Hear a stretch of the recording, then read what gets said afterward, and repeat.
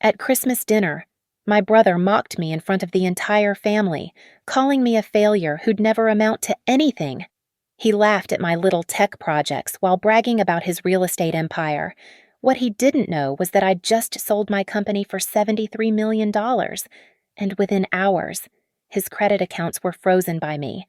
My name is Claire Monroe, and I should have known better than to come home for Christmas.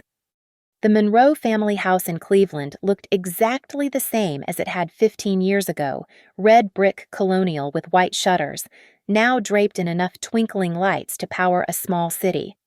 My rental car felt foreign in the circular driveway, sandwiched between Ryan's gleaming Tesla Model X and Dad's practical Lexus. At 34, I still felt like an intruder here. The front door opened before I could knock. Mom appeared in her festive red sweater, arms outstretched but eyes already scanning me with that familiar mixture of love and disappointment. "Claire, honey, you look so thin. Are you eating enough?" Elaine Monroe had perfected the art of the backhanded greeting. Come in, everyone's already here." The living room buzzed with the forced cheer of a family gathering. Uncle Bob held court by the fireplace, gesturing wildly with his bourbon. Aunt Susan fussed over the appetizer table. Cousins I barely recognized scrolled through their phones on the sectional sofa. And there, commanding the center of attention like he always had, stood my older brother Ryan. He'd gained weight since I'd last seen him, not much, but enough to strain his designer button-down. His hair was still thick and perfectly styled, graying at the temples in that distinguished way that men like him seemed to achieve effortlessly. At 37, Ryan Monroe looked every inch the successful financial advisor he claimed to be. Well, Ryan's voice boomed across the room as he spotted me. "Look who finally decided to grace us with her presence. The prodigal daughter returns." A few relatives chuckled. I forced a smile and accepted his embrace, breathing in his expensive cologne mixed with whiskey. "Ryan, you look prosperous." "That's what happens when you work in the real world instead of playing computer games all day." He clapped me on the shoulder hard enough to sting. "Still coding away in your little apartment. I assume—" The room's attention focused on us like a spotlight. This was Ryan's favorite game, public humiliation disguised as sibling banter. He'd perfected it over decades. "Something like that," I said quietly. Dad emerged from the kitchen carrying a wine bottle, his gray suit immaculate even at home. Donald Monroe had aged well, his stern features softened only slightly by retirement. His eyes found mine with the same measured disappointment I remembered from childhood. "Claire, glad you could make it." His tone suggested he wasn't entirely sure he meant it. "How's the computer work going?" "It's software development, Dad, and it's going well." Ryan laughed, the sound sharp and familiar. "Software development. Listen to her trying to make it sound important." He turned to address our cousin Mike, who worked in insurance. "Mike, you remember when Claire used to lock herself in her room for hours, typing away on that ancient computer we all thought she'd grow out of it?" "Some people find their calling early," I said, keeping my voice level. "Calling." Ryan's eyebrows shot up in mock surprise. "Is that what we're calling unemployment these days? Claire, sweetheart, you're 34 years old. When are you going to get a real job, start a family? Do something meaningful with your life?" The room fell silent except for the crackling fire. Even the cousins had looked up from their phones. Mom twisted her wedding ring her nervous tell since I was a child. Dad studied his wine like it held the secrets of the universe. I felt the familiar tightness in my chest, the same suffocating feeling that had driven me away from Cleveland in the first place. But this time, something was different. This time, I had a secret that would change everything. "You know what, Ryan," I said, my voice steady as granite. "You're absolutely right. I should be more like you." He preened at what he thought was surrender. "Finally, some sense. It's never too late to start over. Claire, I could probably get you an entry-level position at my firm. Nothing fancy, but it would be a real paycheck." The condescension dripped from every word. Around the room, relatives nodded approvingly, as if watching a wayward child finally see reason. If only they knew that 3 weeks ago, I'd signed papers selling Nova Shield Technologies to Orion Global Systems for $73 million.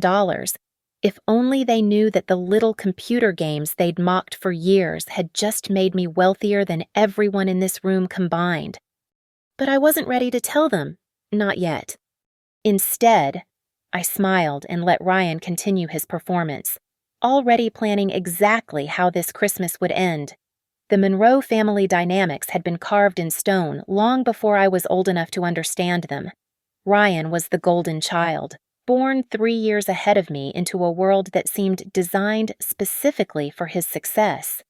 I was the afterthought, the unexpected second pregnancy that Mom swore was planned, but Dad's expression always suggested otherwise. Growing up in our middle-class Cleveland neighborhood, Dad ruled our household like a benevolent dictator. Donald Monroe had built his career at First National Bank through 30 years of conservative decisions and unwavering belief in traditional paths to success.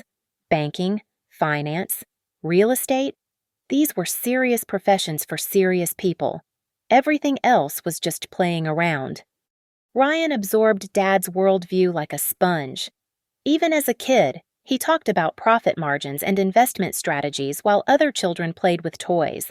Dad would beam with pride during dinner conversations about the stock market, nodding approvingly as 10-year-old Ryan parroted financial terms he'd picked up from watching the news. "That boy's got a head for business," Dad would tell anyone who'd listen. "He'll run a company someday." Mom tried to balance the scales, but Elaine Monroe had long ago learned that keeping peace was easier than fighting battles she couldn't win. She was gentle and loving, but her voice carried no weight in the important conversations. When Ryan brought home A's in economics and business classes, the refrigerator became a shrine to his achievements. When I excelled in math and science, the grades were acknowledged with a distracted, "That's nice, honey," before the conversation moved to more important topics. The computer entered our lives when I was 8 years old, a hand-me-down IBM from Dad's office that was being replaced. They set it up in the basement, thinking it might keep me occupied and out of the way. They had no idea they'd just handed me the key to my future. While Ryan spent afternoons at baseball practice and weekend mornings at junior achievement meetings, I disappeared into that basement. The computer became my refuge, my teacher, my best friend. I taught myself basic programming from library books, stayed up until 2 in the morning writing simple games, and felt a thrill every time I made the machine do exactly what I wanted.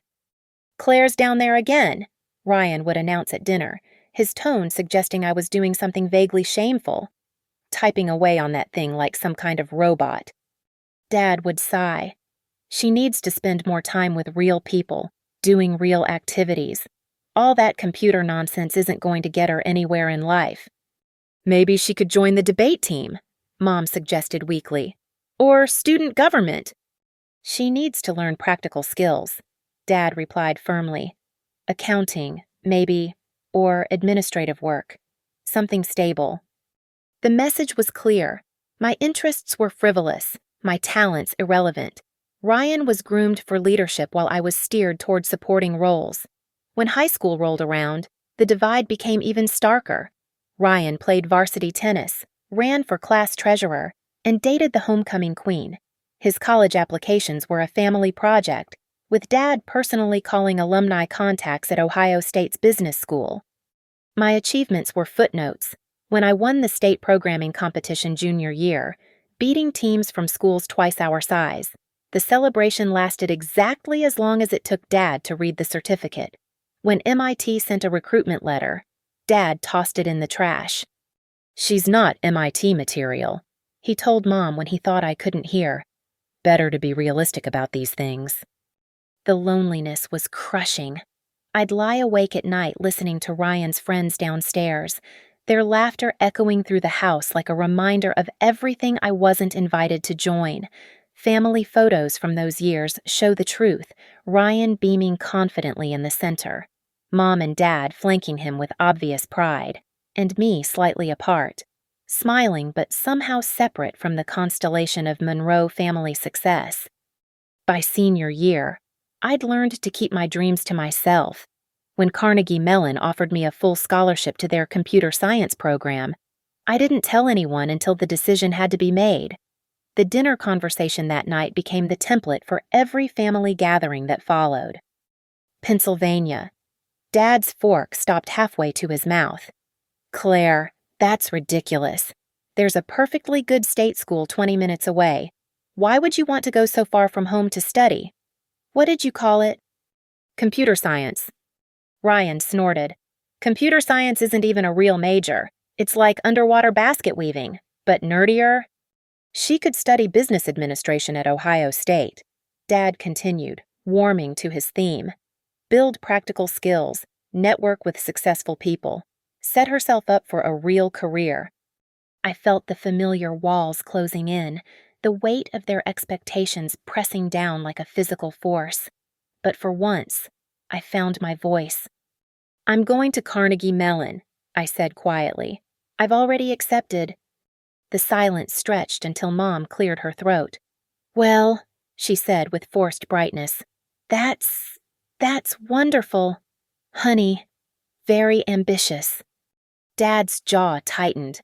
Ryan shook his head like I'd announced plans to join the circus. And in that moment, I realized something that would shape the next 15 years of my life. I was on my own.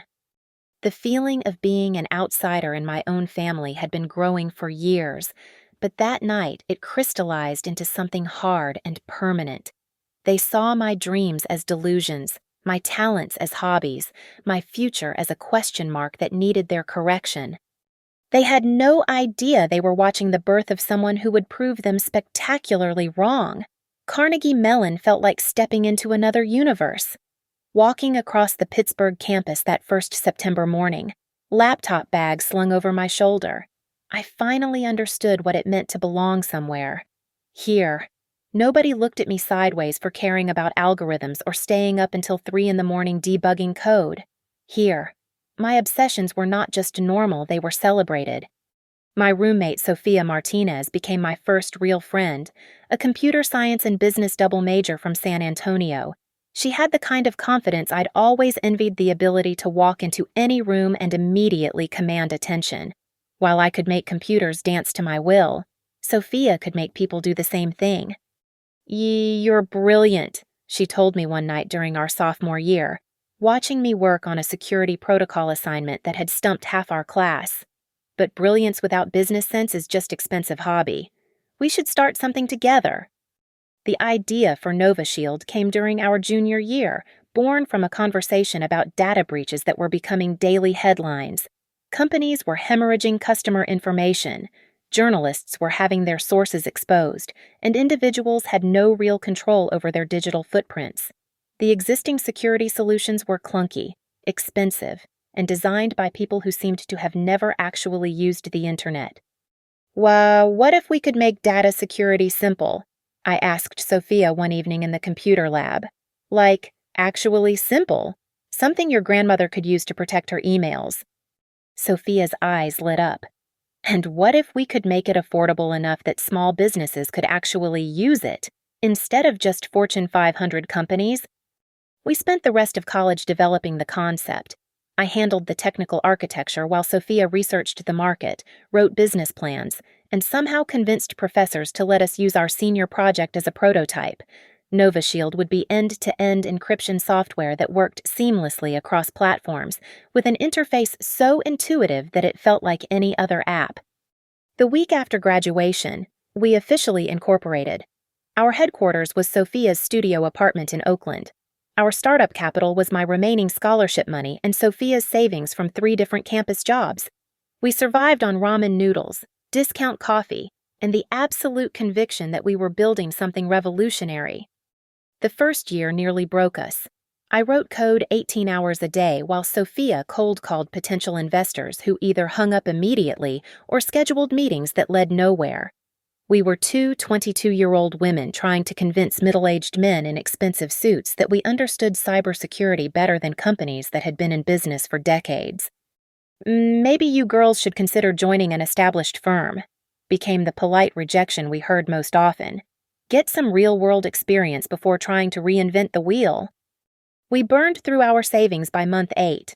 I took freelance programming jobs to keep us afloat, writing database systems for local businesses and debugging websites for startup companies that had more funding than we'd ever seen. Sophia worked at a tech marketing firm during the day and pitched investors by night, living on 4 hours of sleep and pure determination. The breakthrough came from an unexpected source.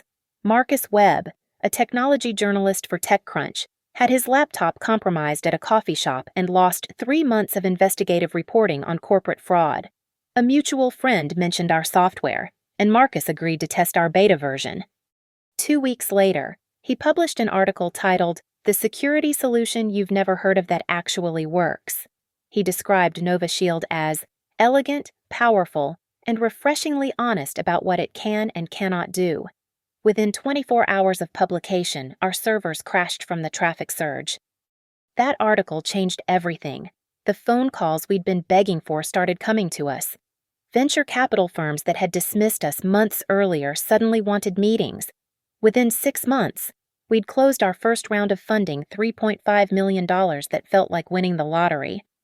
We moved into real office space in San Francisco, hired our first employees, and watched our user base explode from hundreds to thousands to hundreds of thousands. The product spoke for itself. Nova Shield just worked, and in a world where data breaches dominated headlines weekly, working was enough. The growth was intoxicating and terrifying. We went from protecting individual bloggers and small businesses to securing communications for major newsrooms, law firms, and activist organizations. When WikiLeaks endorsed us, our servers nearly melted. When the European Union included Nova Shield in their recommended privacy tools list, Sophia and I looked at each other across our conference table and realized we weren't playing startup anymore. We were running a real company. By year 3, we had 47 employees and offices in 3 cities. By year 5, we were protecting data for over 2 million users worldwide. But it was year 6 that changed my life forever. The acquisition offer came from Orion Global Systems, one of the largest technology conglomerates in the world. Their initial proposal was $38 million. Sophia and I countered with $65. They came back with $73 million, plus consulting contracts that would keep us involved for 2 years while giving us complete financial freedom. The night we signed the papers, Sophia and I sat in our original Oakland apartment, which we'd kept as a sentimental headquarters, drinking champagne from coffee mugs and staring at bank statements that didn't seem real. "Your family's going to flip when they find out," Sophia said, grinning at me over her mug. I hadn't told them. Through 6 years of building Nova Shield, through all the late nights and major milestones and moments when I wanted to share my excitement with someone who'd known me since childhood, I'd kept my success secret from the Monroe family. They'd never asked about my work beyond polite small talk, and I'd never volunteered information they clearly didn't want to hear. "Maybe someday," I told Sophia, but even then, I wasn't sure when that someday would come. I had no idea it would be at a Christmas dinner, with Ryan mocking me in front of our entire extended family, giving me the perfect opportunity to show them exactly who Claire Monroe had become. The months following the Orion acquisition felt surreal, like living someone else's life while watching from the sidelines. $73 million doesn't just change your bank account, it rewrites your entire relationship with reality. Numbers that used to matter, like rent and grocery bills and whether to splurge on name-brand coffee, became meaningless background noise. Sophia and I had structured the deal carefully. We each walked away with $36.5 million after taxes and legal fees, keeping us as equal partners even in our exit. The consulting agreement meant we'd remain involved with Nova Shield's development for 2 years, ensuring our baby wouldn't be gutted and sold for parts by corporate executives who'd never written a line of code. Orion Global Systems was massive, a technology conglomerate with tentacles reaching into everything from cloud computing to artificial intelligence research. Their CEO, Patricia Kim, was a legend in Silicon Valley, known for acquiring promising startups and scaling them into billion-dollar divisions. During our final negotiation meeting in their gleaming San Francisco headquarters, she'd looked across the mahogany conference table and said something that stuck with me. Nova Shield isn't just software, she'd explained. It's infrastructure. In 5 years, every major corporation, news organization, and government agency will need what you've built. We're not buying a product, we're buying the foundation of digital privacy for the next decade. She was right. Within months of the acquisition, Nova Shield's user base exploded beyond anything Sophia and I had imagined. Fortune 500 companies that had initially balked at our pricing were now signing enterprise contracts worth millions. International banks integrated our protocols into their core systems. Investigative journalists from the New York Times to The Guardian relied on Nova Shield to protect their sources and communications. The irony wasn't lost on me that Ryan's financial firm, Monroe and Associates, had become one of our largest regional clients. His company managed portfolios for high-net-worth individuals across Ohio, and their communications contained exactly the kind of sensitive financial data that Nova Shield was designed to protect. Every month, Ryan's firm paid Orion Global Systems and, by extension, me substantial licensing fees to keep their client data secure. Ryan had no idea. Of course, to him, Nova Shield was just another line item in his technology budget, approved by his IT department and paid for by his accounting team. The name Claire Monroe meant nothing to him in the context of cybersecurity software. I could have told him, should have told the whole family. Really, but something held me back. Some combination of pride and stubbornness, and the deep satisfaction of knowing something they didn't. For 6 years, they'd dismissed my work as irrelevant hobby. For 6 years. I'd listened to Ryan's condescending advice about getting a real job and Dad's suggestions that I consider administrative work. Now I was wealthier than all of them combined, and they still thought I was the family failure. The money itself felt abstract.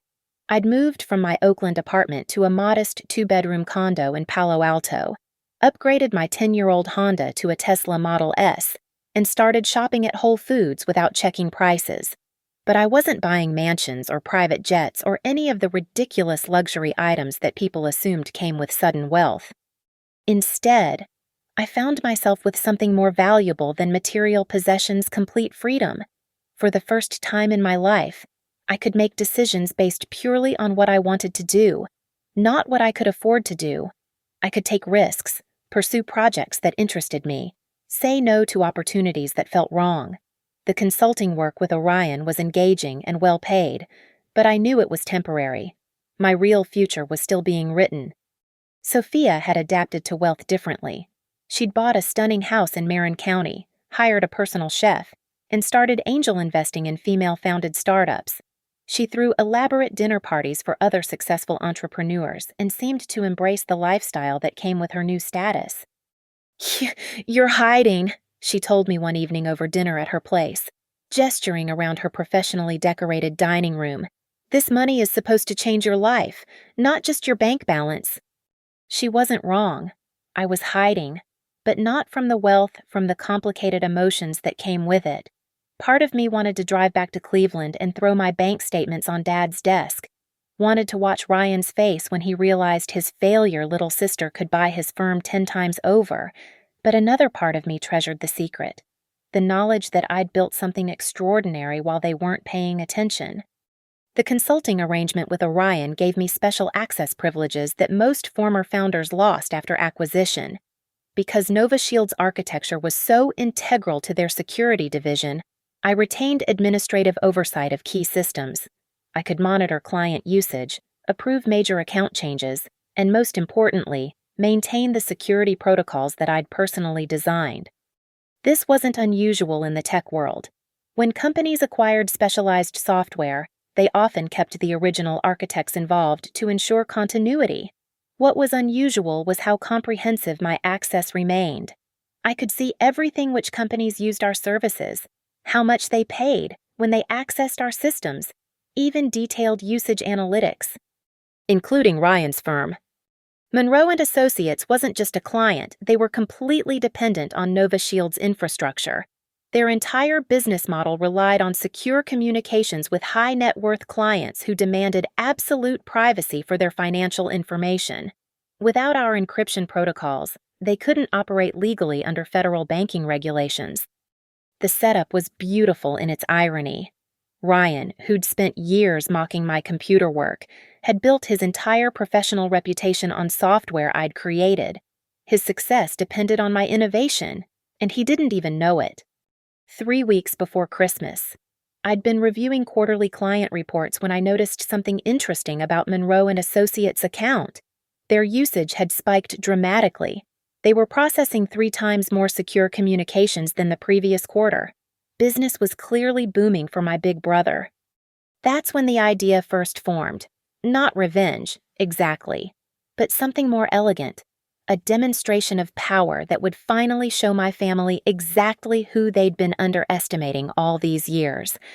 I just needed the right moment to use it. The Monroe family Christmas had always been a performance, but this year felt like opening night of a particularly cruel theater production. The house blazed with enough holiday lights to be seen from space, every surface draped in gold and burgundy decorations that screamed expensive taste. Mom had outdone herself, transforming our childhood home into something that belonged in a magazine spread about elegant holiday entertaining. I arrived at 6:30 in the evening, fashionably late, but not late enough to cause drama. The circular driveway was already packed with luxury vehicles, Uncle Bob's BMW, Aunt Susan's Mercedes, and various cousins driving cars that cost more than most people's annual salaries. Ryan's Tesla Model X dominated the center like a monument to his success, its falcon wing doors catching the light from the house. Inside, the party was in full swing. The living room buzzed with conversations about stock portfolios, real estate markets, and private school tuition costs.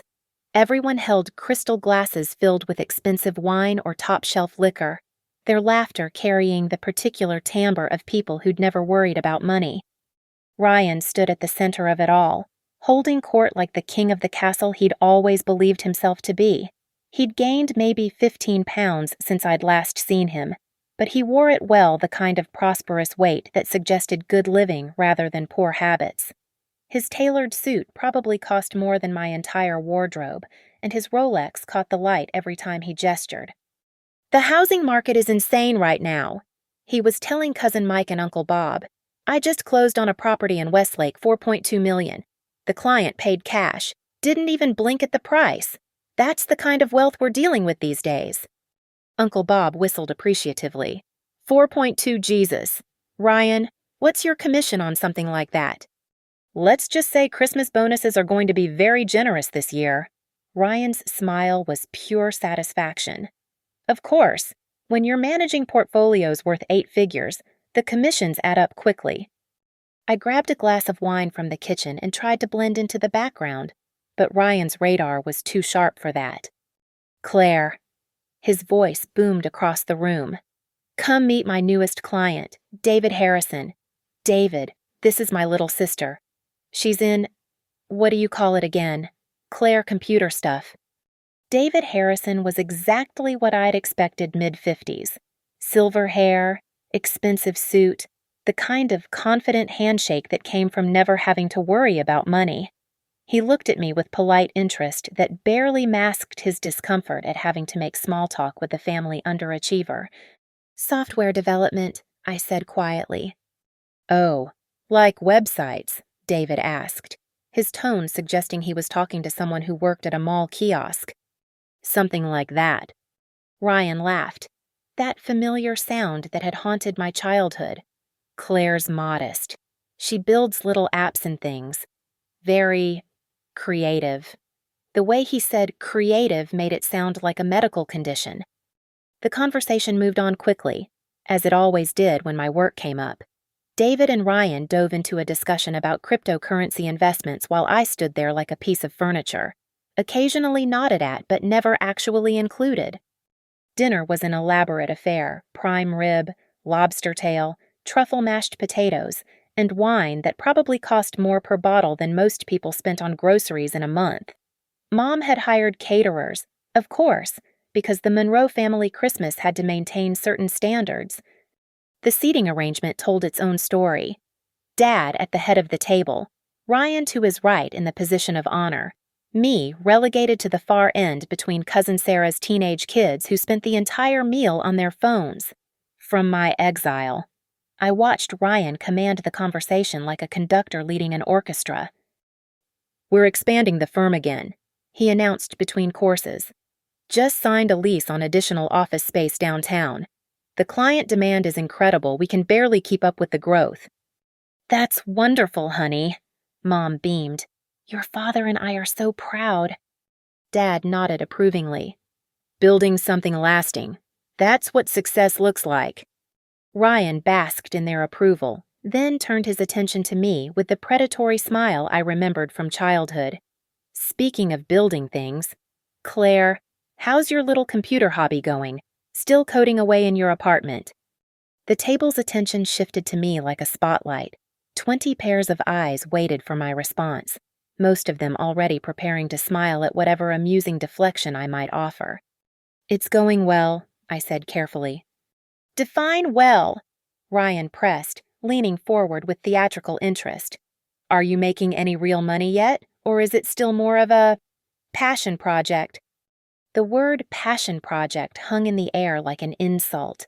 Around the table, relatives exchanged knowing glances. Poor Claire, still chasing her impossible dreams while Ryan built an actual empire. "I do all right," I said. "All right." Ryan savored the word. "You know, Claire, I've been thinking, you're 34 now. Maybe it's time to consider a more traditional career path. I could probably get you an entry-level position at my firm, nothing fancy, but it would be steady income, real benefits, a chance to learn how business actually works." The condescension was breathtaking. Around the table, family members nodded sagely, as if they were witnessing an intervention for a troubled relative finally ready to accept help. "That's very generous," Aunt Susan chimed in. "Ryan's firm has such a good reputation." "Claire's always been so independent," Mom added weakly. "But maybe some stability would be good." I felt the familiar weight of their collective disappointment pressing down on me, the same suffocating sensation that had driven me away from Cleveland 15 years ago. But this time, something was different. This time, I had the power to change the entire dynamic of this conversation. Instead, I smiled and took a sip of wine. "I'll definitely think about it." Ryan raised his glass triumphantly. "To new beginnings," he declared, "and to Claire finally joining the real world." The toast echoed around the table, 20 voices celebrating my apparent surrender to their vision of success. If only they knew that the little computer hobby they were so eager to rescue me from had just made me wealthier than everyone in this room combined. But they were about to find out exactly how real my world had become. After dinner, the family scattered into their usual post-meal routines. The men retreated to Dad's study for cigars and whiskey. The women clustered in the living room with coffee and gossip, and the teenagers disappeared upstairs to their devices. I found myself alone in the kitchen, helping Mom stack dishes while she chattered about Aunt Susan's new vacation home in Florida. "You should visit more often," Mom said, rinsing wine glasses with mechanical precision. "The family misses you."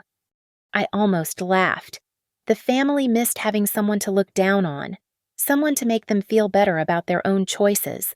But I just nodded and made appropriate sounds while my mind worked through the possibilities that had been crystallizing all evening.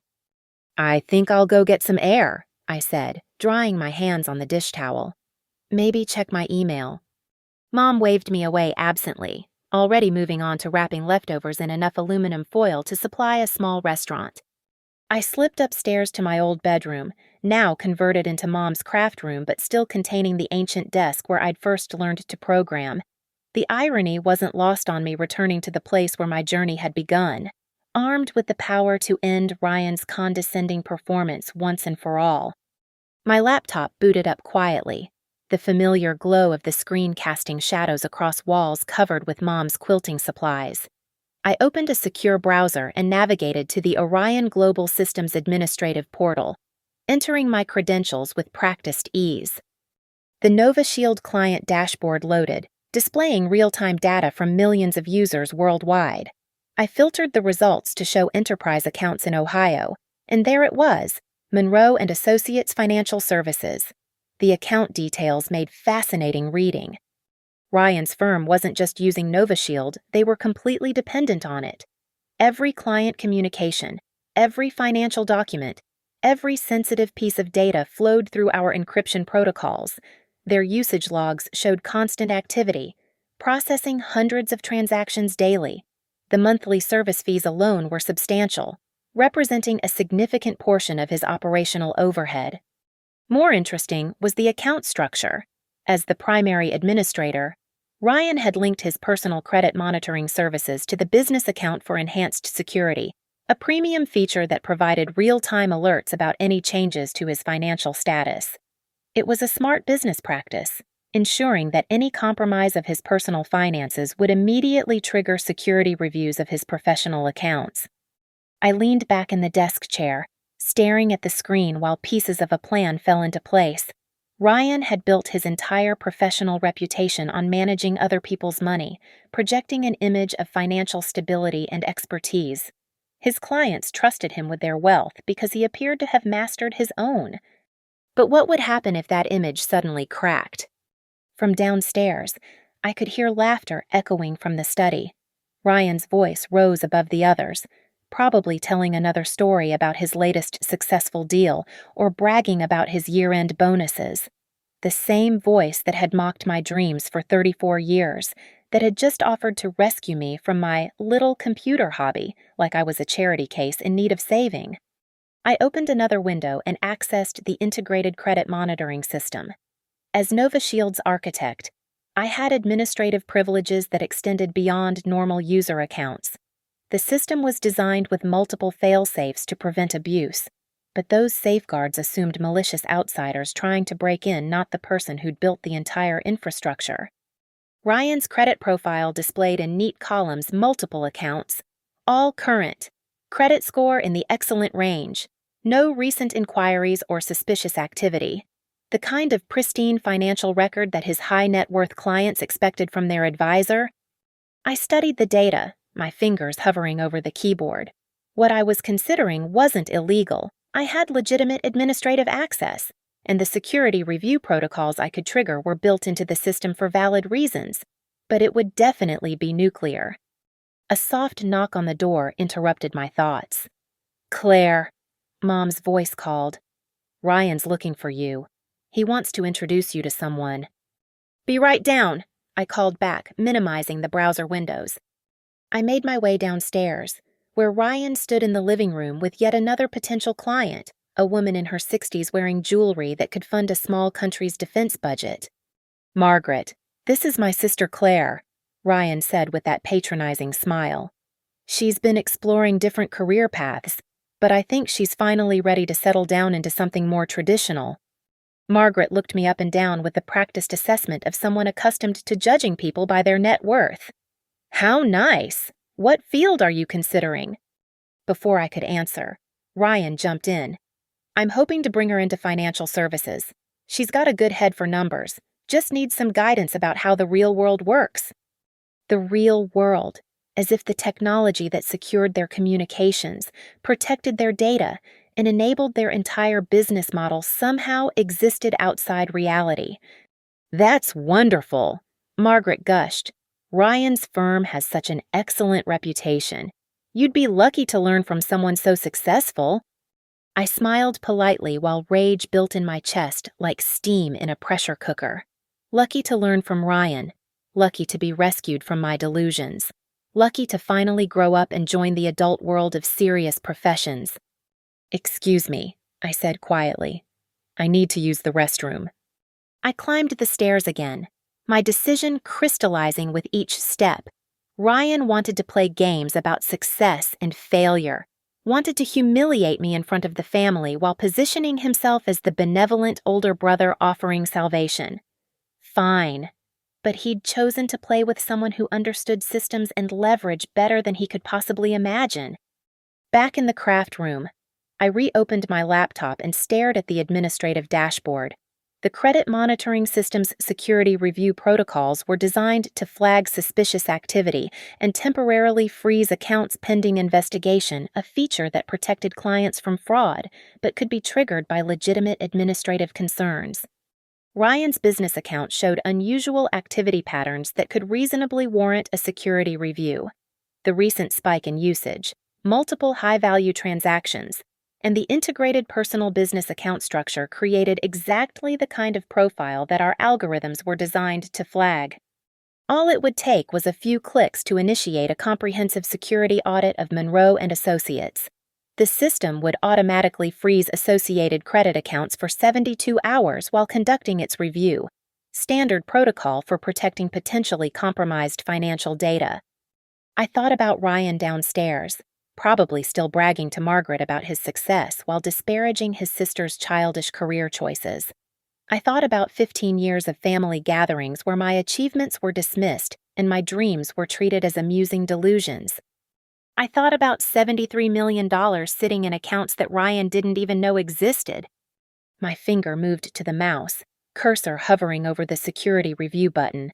One click would trigger an automatic process that would bring Ryan's world crashing down in front of the same audience he'd been using to humiliate me.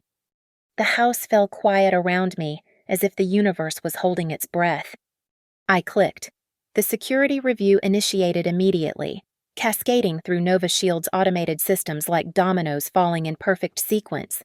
I watched the progress bars fill on my screen, each completed step triggering the next phase of the comprehensive audit I'd just unleashed on my brother's carefully constructed financial empire.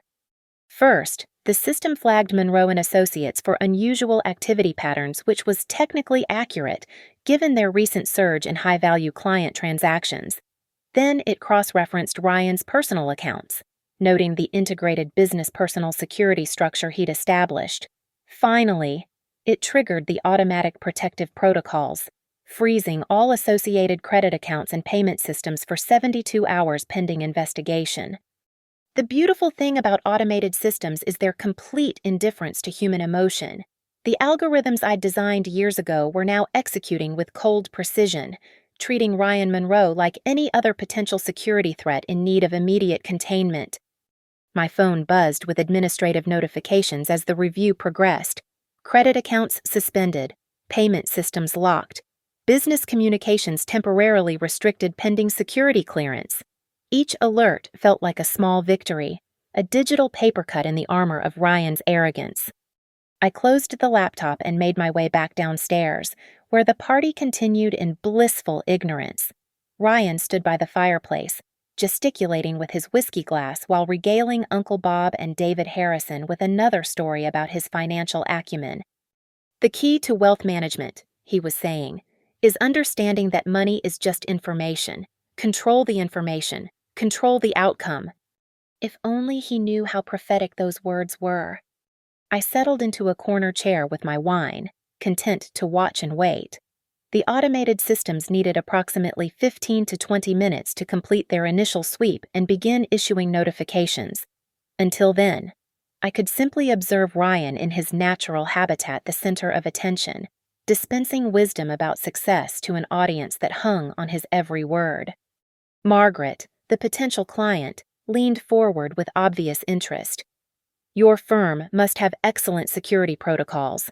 With all the data breaches we hear about these days, I worry about digital safety."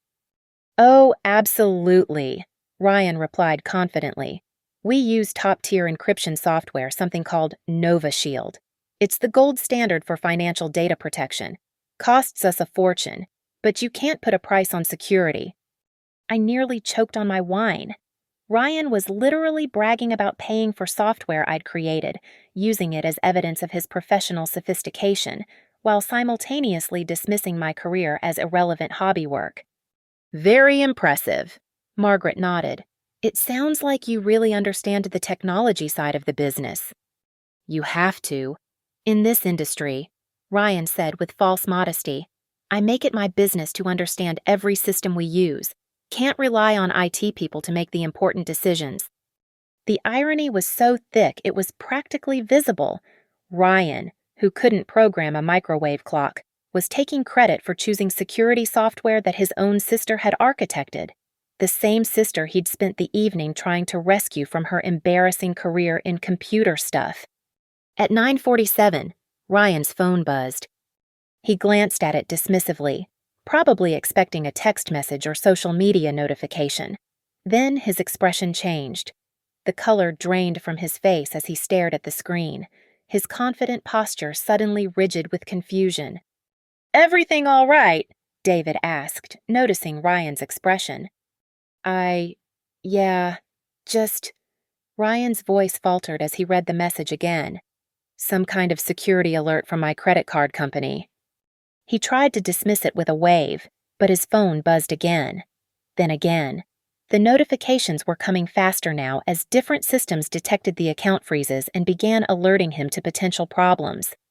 "Excuse me for just a second," Ryan said, stepping away from the group to take a phone call. I watched him pace near the kitchen doorway, his voice growing more agitated with each exchange. "What do you mean, suspended no? I haven't traveled recently. No unusual purchases. This has to be some kind of mistake." The conversation stretched on, Ryan's voice rising as he was transferred from department to department, each representative unable to provide satisfactory answers about why his accounts had been flagged for security review. "I need to speak to a supervisor. This is ridiculous. I'm Ryan Monroe. I manage 8-figure portfolios. My credit is perfect." But perfect credit meant nothing when automated security protocols decided you were a potential risk. The system didn't care about Ryan's reputation or client base or expensive suit. It only cared about data patterns and risk algorithms. And right now, those algorithms had identified him as a threat requiring immediate containment. Margaret looked uncomfortable as Ryan's phone calls grew louder and more desperate. The other guests began exchanging glances, the festive atmosphere curdling into awkward tension. "Is he having some kind of emergency?" Aunt Susan whispered to Mom. "I don't know," Mom replied, wringing her hands. "He seems very upset." Ryan tried to pay for something, probably calling his office or attempting to access his business accounts, but the transaction was declined. Then another decline. His credit cards, his business accounts, his entire financial identity had been temporarily erased by systems designed to protect him from fraud. The panic in his voice was audible now. "You don't understand. I have clients depending on me. I have a business to run. You can't just freeze everything without explanation." But they could, and they had. The same security protocols that Ryan had bragged about moments earlier were now strangling his access to his own financial life. I sipped my wine and watched my brother's carefully constructed image crumble in real time. Every phone call made him look more desperate, more out of control. The confident financial advisor who'd been dispensing wisdom about wealth management was now reduced to pleading with customer service representatives who couldn't help him. Margaret quietly gathered her purse and coat. "Perhaps I should go," she murmured to Mom. "This seems like a family matter." Other guests began making similar excuses, the party dissolving around Ryan's mounting crisis. The man who'd spent the evening positioning himself as a pillar of financial stability was now the center of a very public meltdown, happening in front of exactly the audience he'd been trying to impress. "Claire," Dad's voice cut through the chaos. He stood in the doorway of his study, having emerged to investigate the commotion. "Your brother seems to be having some kind of financial emergency. You work with computers. Do you know anything about security systems?" Ryan's head snapped toward me, his eyes wild with desperation and something that might have been hope. For the first time all evening, he was looking at me not as the family failure, but as someone who might actually be able to help him. The moment stretched between us, heavy with possibility. I could end this right now. I could claim ignorance about security systems, or offer to make some phone calls, or help him navigate the bureaucracy that would eventually restore his accounts. Instead, I stood up and walked over to where Ryan stood clutching his phone like a lifeline. Having some trouble with your accounts, I asked quietly. It's insane, he said, his earlier condescension replaced by genuine panic. Everything's frozen. They're saying it's some kind of security review, but I haven't done anything wrong. My business depends on these accounts. Claire, if this doesn't get resolved... He didn't finish the sentence, but he didn't need to. We both knew what happened to financial advisors who appeared to have lost control of their own money. Trust was everything in his business, and trust was exactly what was evaporating with each declined transaction. I looked around the room at our family, all staring at Ryan with growing alarm. The same people who'd spent the evening celebrating his success and pitying my career choices were now witnessing his complete professional humiliation. It was time to reveal exactly who had the power in this family. I set down my wine glass and looked directly into Ryan's panicked eyes. The room had gone completely silent except for the distant sound of Christmas music playing from Mom's kitchen radio. You want to know what's happening to your accounts, I said, my voice calm and steady. I'll tell you exactly what's happening. Ryan nodded desperately, clinging to the hope that his little sister might somehow understand the technical complexity that was destroying his life. Your business relies on Nova Shield security protocols, I continued. The same software you were just bragging about to Margaret. The same encryption system you said costs you a fortune but provides gold standard protection. Yes, Ryan said frantically. That's exactly right. So you understand this has to be some kind of glitch in their system. Maybe you could help me contact their technical support. I smiled, and something in that expression made Dad step closer, his lawyer instincts suddenly alert to a shift in the room's dynamic. I don't need to contact their technical support. Ryan.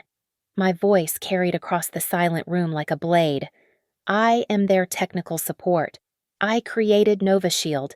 I designed every algorithm, every security protocol, every automated system that's currently strangling your access to your own money. The words hit the room like a physical force. Ryan's face went from panic to confusion to dawning horror as the implications sank in. That's impossible, he whispered. Nova Shield is worth...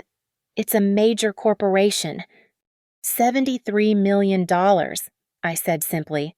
That's what Orion Global Systems paid me for it 3 weeks ago. $73 million for my little computer hobby. Dad's whiskey glass slipped from his fingers, shattering on the hardwood floor. Mom made a small, choking sound. The remaining guests stood frozen, witnessing the complete inversion of everything they thought they knew about the Monroe family hierarchy. You're lying, Ryan said, but his voice carried no conviction. You can't. You don't. Every month, your firm pays licensing fees to use my software. I continued relentlessly. Every secure communication you send, every encrypted file you store, every protected transaction you process, it all runs on infrastructure I built. Your entire business model depends on technology I created. I pulled out my phone and opened the administrative app, showing him the Monroe & Associates account dashboard. Want to see your usage statistics? You processed 437 secure transactions yesterday alone. Your firm's dependency rating is classified as critical infrastructure, meaning you literally cannot operate without Nova Shield's protocols. Ryan stared at the screen, his face cycling through expressions of disbelief, humiliation, and growing rage. Then fix it, he demanded, his voice cracking. If you control the system, then fix whatever's wrong with my accounts. There's nothing wrong with your accounts, I said calmly. The security review I initiated is working exactly as designed. Your credit will be restored in 72 hours, assuming the audit doesn't find any actual irregularities. You initiated... The words died in Ryan's throat as the final piece clicked into place. You did this. You deliberately sabotaged my accounts. I triggered a routine security review using legitimate administrative protocols. I corrected. The same protocols that protect your client's data every day. The fact that it's inconvenient for you doesn't make it sabotage. Dad found his voice first. Claire, what exactly are you saying that you own this This security company. Not anymore. I sold it to Orion Global Systems for $73 million, but I retained administrative oversight as part of the consulting agreement. I looked around the room at their stunned faces. The little computer hobby you've all been mocking for 15 years just made me wealthier than everyone in this room combined. The silence stretched until Aunt Susan broke it with a strangled laugh. 73 million, Claire, that's impossible. I opened my banking app and turned the phone toward her. The number on the screen was so large it looked fictional 8 digits followed by more zeros than most people saw in their lifetime. Holy shit, Cousin Mike whispered, then immediately looked mortified for cursing in front of Mom. Ryan's rage finally exploded. You did this on purpose. You came here tonight planning to humiliate me. I came here for Christmas dinner, I said evenly. You're the one who decided to spend the evening mocking my career and offering to rescue me from my delusions. I simply demonstrated which one of us actually understands how success works in the modern world. Shh, you manipulated your own family, Ryan shouted. You used your access to sabotage my business. I used my access to remind you that the real world you keep talking about runs on technology you don't understand, created by people you dismiss as irrelevant. My voice remained calm, which seemed to infuriate him further. Your entire professional reputation is built on software I designed. Ryan, every client who trusts you with their money is actually trusting my security protocols to protect their data. Dad stepped forward, his face pale but determined. Claire, this is extraordinary. But what you've done to your brother— What I've done, I interrupted, is exactly what the security system is designed to do when it detects unusual patterns. Ryan's accounts will be restored once the review is complete. His business will continue operating. His clients' data will remain protected. The only thing that's been damaged tonight is his ego. I walked to the coat closet and retrieved my jacket, moving with deliberate calm while chaos swirled around me. Ryan was frantically calling his office, trying to do damage control with clients who might hear about his account troubles. Dad and Mom stood frozen, struggling to process the revelation that their disappointment of a daughter had just revealed herself as the most successful person in the family. Where are you going? Mom asked weakly. Back to my hotel, I said, slipping on my coat. I have a flight to San Francisco tomorrow morning. Some of us have real work to do. I paused at the door and looked back at Ryan, who was still clutching his phone like it might somehow restore his shattered confidence.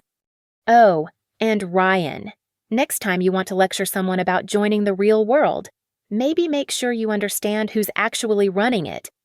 I left them there in the wreckage of their assumptions, surrounded by crystal glasses and expensive decorations, and the slowly dawning realization that everything they thought they knew about success and failure had just been turned upside down.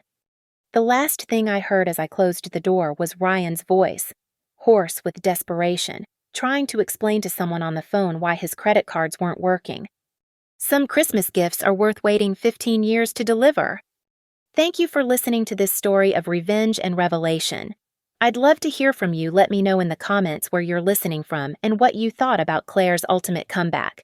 Don't forget to subscribe to the channel and share your thoughts about whether her revenge was justified or if she went too far. Your engagement helps me bring you more stories like this one.